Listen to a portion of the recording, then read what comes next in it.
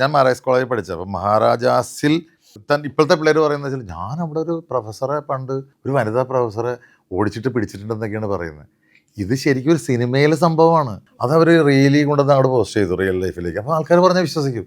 ബാബുരാജ പിന്നെ അതാണ് കാലം.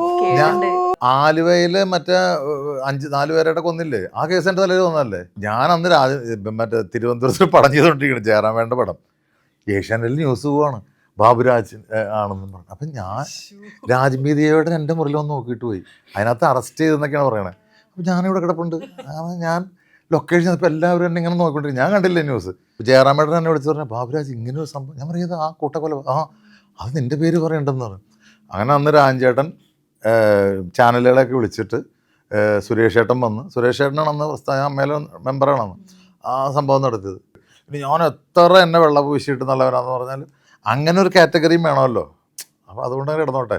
നല്ല കാറ്റഗറിക്ക് ഇവിടെ കുറേ ആൾക്കാരുണ്ടല്ലോ, ചാക്കോച്ചെന്ന് അല്ലെങ്കിൽ അങ്ങനെയുള്ള ആൾക്കാർ. അപ്പോൾ ഇതങ്ങനെ കിടന്നോട്ടെ എന്ന് വെച്ചിട്ടാണ്.